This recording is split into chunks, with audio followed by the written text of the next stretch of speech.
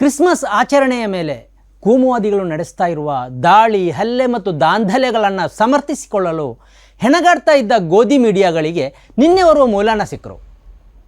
ಇದರಿಂದ ಅವುಗಳಿಗೆ ಆದ ಆನಂದಕ್ಕೆ ಪಾರವೇ ಇರಲಿಲ್ಲ. ಕೇರಳದಿಂದ ಮಧ್ಯಪ್ರದೇಶದವರೆಗೆ ಮತ್ತು ಒಡಿಸ್ಸಾದಿಂದ ಜಾರ್ಖಂಡ್ವರೆಗೆ ಕ್ರಿಸ್ಮಸ್ ವಿರೋಧಿ ದಾಳಿಗಳ ಸುದ್ದಿ ವ್ಯಾಪಕವಾದಾಗ ಮತ್ತು ಝೊಮ್ಯಾಟೊ ಡೆಲಿವರಿ ಬಾಯಿಯ ಸಾಂತಾಕ್ಲಾಸ್ ಬಟ್ಟೆಯನ್ನು ಬಿಚ್ಚಿಸಿ ಕಳುಹಿಸಲಾದ ಘಟನೆಯನ್ನು ಸಮರ್ಥಿಸಿಕೊಳ್ಳಲಾಗದೆ ಒದ್ದಾಡ್ತಾ ಇದ್ದ ಮಾಧ್ಯಮಗಳಿಗೆ ಓರ್ವ ಮೌಲಾನರ ಅಗತ್ಯ ಇದ್ದೇ ಇತ್ತು. ಹಾಗಂತ ಕೋಮುವಾದಿಗಳ ಕ್ರೈಸ್ತ ವಿರೋಧಿ ಕೃತ್ಯಗಳಿಂದ ಗಮನವನ್ನು ಬೇರೆಡೆಗೆ ತಿರುಗಿಸಲು ಮುಸ್ಲಿಮರಿಗಿಂತ ಸುಲಭ ಆಯುಧ ಬೇರೆ ಯಾವುದೂ ಇಲ್ಲ ಅನ್ನೋದು ನಿಮಗೂ ಗೊತ್ತು. ಜಿಹಾದ್, ತಲಾಕ್, ಕಾಫಿರ್ ಪಾಕಿಸ್ತಾನಗಳೆಲ್ಲ ಈಗ ಹಳಸಲು ಆಗಿರೋದ್ರಿಂದ ಮತ್ತು ಅವುಗಳಿಗೆ ಮಾರ್ಕೆಟ್ ಕುಸಿದಿರೋದ್ರಿಂದ ಗೋಧಿ ಮೀಡಿಯಾಗಳು ಓರ್ವ ಮೌಲಾನರನ್ನು ಹುಡುಕ್ತಾ ಇದ್ವು. ಕೊನೆಗೂ ಅವು ಹುಡುಕ್ತಾ ಇರುವ ಮೌಲಾನಾ ಸಿಕ್ಕರು. ಅವರೇ ಶಹಾಬುದ್ದೀನ್ ರಜ್ವಿ ಬರೇಲ್ವಿ. ABP ನ್ಯೂಸ್, ಆಜ್ ತಕ್ ಮತ್ತು ಅರ್ನಾಬ್ ಗೋಸ್ವಾಮಿಯ ರಿಪಬ್ಲಿಕ್ ಭಾರತ್ ಸಹಿತ ಗೋಧಿ ಮೀಡಿಯಾಗಳು ಈ ಮೌಲಾನರನ್ನು ಹಿಡಿದು ಜಗ್ಗಿತ್ತು. ಅಷ್ಟಕ್ಕೂ ವಿಷಯ ಏನೆಂದು ಹೇಳ್ತೇನೆ. ಅದಕ್ಕಿಂತ ಮೊದಲು ಒಂದು ವಿನಂತಿ. ನೀವು ಈವರೆಗೂ ಸನ್ಮಾರ್ಗ ನ್ಯೂಸ್ ಚಾನೆಲನ್ನು ಸಬ್ಸ್ಕ್ರೈಬ್ ಮಾಡಿಲ್ಲದೇ ಇದ್ದರೆ ದಯವಿಟ್ಟು ಈಗಲೇ ಸಬ್ಸ್ಕ್ರೈಬ್ ಮಾಡಿ. ಸನ್ಮಾರ್ಗ ನ್ಯೂಸ್ ಚಾನೆಲ್ನ ಕಾರ್ಯಕ್ರಮಗಳನ್ನು ನೀವು ವೀಕ್ಷಿಸಿ ಮತ್ತು ನಿಮ್ಮ ಗೆಳೆಯರಿಗೂ ನಿಮ್ಮ ಆಪ್ತರಿಗೂ ಕಳುಹಿಸಿಕೊಡಿ. ಅವರಲ್ಲೂ ಸಬ್ಸ್ಕ್ರೈಬ್ ಮಾಡುವಂತೆ ಹೇಳಿ. ನಿಮ್ಮ ಬೆಂಬಲವೇ ನಮ್ಮ ಪಾಲಿಗೆ ದೊಡ್ಡ ಆಮ್ಲಜನಕ. ವೀಕ್ಷಕರೇ, ಇದು ಎಡಿಟರ್ ಸ್ಪೀಕ್. ಈ ಕಾರ್ಯಕ್ರಮದ ಪ್ರಾಯೋಜಕರು ಗಡಿಯಾರ್ ಗ್ರೂಪ್ ಆಫ್ ಕಂಪನೀಸ್.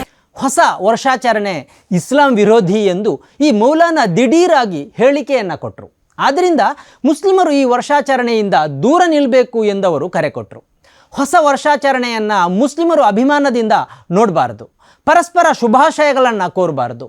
ಇಂಥ ಆಚರಣೆಯಲ್ಲಿ ಭಾಗಿಯಾಗುವುದಕ್ಕಿಂತ ಧಾರ್ಮಿಕ ಕಾರ್ಯಕ್ರಮಗಳಲ್ಲಿ ಯುವಕರು ತಮ್ಮ ಗಮನವನ್ನು ಕೇಂದ್ರೀಕರಿಸಬೇಕು ಎಂದವರು ಹೇಳಿದರು. मुसलमान लड़के और लड़कियां नया जश्न मनाते हैं, नए साल का एक दूसरे को मुबारकबाद देते हैं.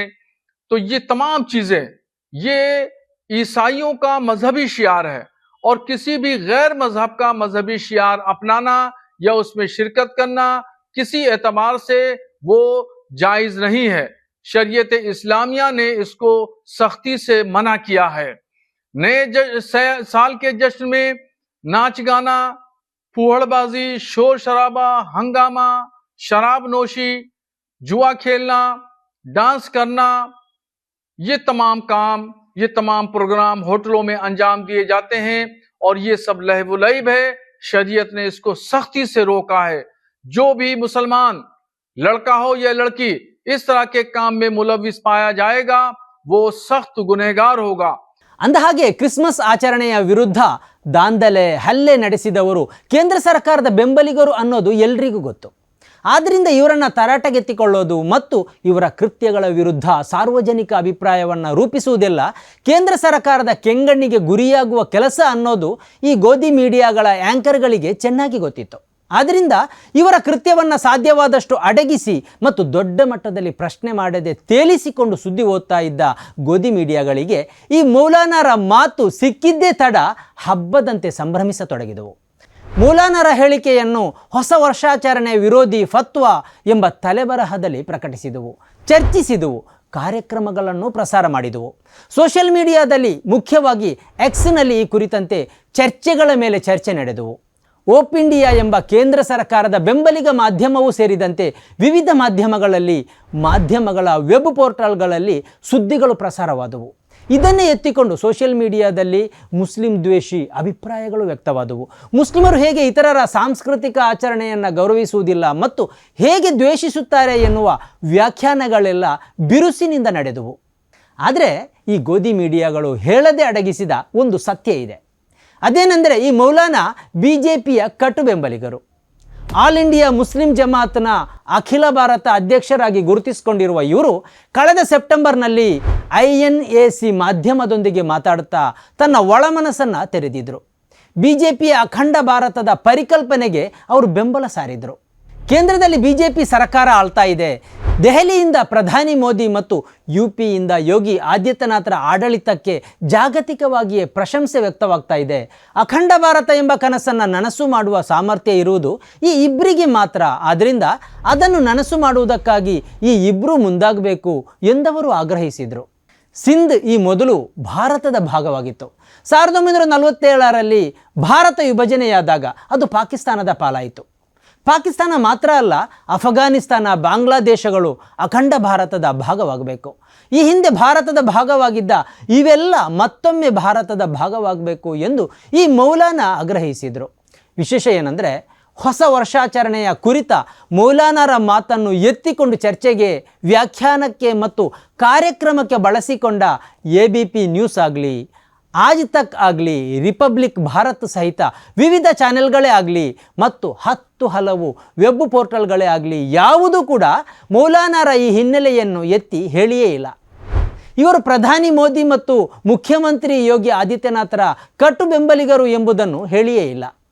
ಅದರ ಬದಲು ಮುಸ್ಲಿಮರು ಹೊಸ ವರ್ಷಾಚರಣೆಯ ವಿರುದ್ಧ ಇದ್ದಾರೆ, ಮೌಲಾನರು ಫತ್ವಾ ಕೊಟ್ಟಿದ್ದಾರೆ, ಹೊಸ ವರ್ಷಾಚರಣೆ ಎಂಬುದು ಇಸ್ಲಾಂ ವಿರೋಧಿ ಎಂದೆಲ್ಲ ಹೇಳುತ್ತಾ ಕ್ರೈಸ್ತರ ವಿರುದ್ಧ ಮುಸ್ಲಿಮರನ್ನು ಎತ್ತಿ ಕಟ್ಟುವ ಪ್ರಯತ್ನ ಮಾಡಿದವು.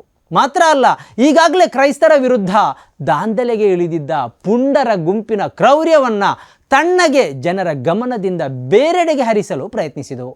ನಿಮಗೆ ಗೊತ್ತಿರಲಿ, ಈ ದೇಶದಲ್ಲಿ 20 ಕೋಟಿ ಮುಸ್ಲಿಮರಿದ್ದಾರೆ ಎಂದು ಹೇಳಲಾಗುತ್ತೆ. ಮುಸ್ಲಿಮರನ್ನು ಪ್ರತಿನಿಧಿಸುವ ಅನೇಕ ಸಂಘಟನೆಗಳಿವೆ. ಈ ದೇಶವೇ ಗುರುತಿಸುವ ಅನೇಕ ಮುಸ್ಲಿಂ ವಿದ್ವಾಂಸರು ಇದ್ದಾರೆ. ಆದರೆ ಅವರು ಯಾರೂ ನೀಡದ ಈ ಹೇಳಿಕೆಯನ್ನು ಈ ಮೌಲಾನಾ ಈ ಸಂದರ್ಭದಲ್ಲಿ ಯಾಕೆ ನೀಡಿದ್ರು ಅನ್ನೋದನ್ನು ಒಮ್ಮೆ ವಿಮರ್ಶೆಗೆ ಒಡ್ಡಿದರೆ ಇದರ ಹಿಂದಿನ ಸಂಚು ಗೊತ್ತಾಗುತ್ತೆ. ಯಾರದ್ದೋ ಒತ್ತಡಕ್ಕೆ ಮಣಿದು ಅಥವಾ ಯಾರದ್ದೋ ಉದ್ದೇಶವನ್ನು ಈಡೇರಿಸುವ ಕಾರಣಕ್ಕಾಗಿಯೇ ಈ ಮೌಲಾನಾ ಈ ಸಂದರ್ಭದಲ್ಲಿ ಇಂಥದ್ದೊಂದು ಸಾರ್ವಜನಿಕ ಹೇಳಿಕೆಯನ್ನು ನೀಡಿದ್ದಾರೆ ಎಂದೇ ಅನಿಸುತ್ತೆ. ಈ ಮೌಲಾನಾರ ಮಾತುಗಳನ್ನು ಹೆಕ್ಕಿಕೊಂಡು ಅದಕ್ಕೆ ಫತ್ವಾ ಎಂಬ ಕಿರೀಟವನ್ನು ತೊಡಿಸಿ ದೇಶಾದ್ಯಂತ ಹಂಚಬಹುದು ಮತ್ತು ಆ ಮೂಲಕ ಈಗಾಗಲೇ ಚರ್ಚೆಯಲ್ಲಿರುವ ದುಷ್ಕರ್ಮಿಗಳ ದುಷ್ಕೃತ್ಯದ ಗಾಯವನ್ನು ಒಣಗಿಸಬಹುದು ಎಂದು ಆಲೋಚಿಸಿದ್ದ ಗೋಧಿ ಮೀಡಿಯಾಗಳು ಇದೀಗ ಬೆತ್ತಲಾಗಿವೆ. ಗೋಧಿ ಮೀಡಿಯಾಗಳ ದಡ್ಡತನ ಮತ್ತೊಮ್ಮೆ ಬಯಲಾಗಿದೆ. Gadiar Group of companies, synonymous with excellence and innovation, stands as your dynamic partner for progress. Gadiar Group ensures safety as guardians in firefighting and builds vibrant communities in real estate. Building tomorrow, today.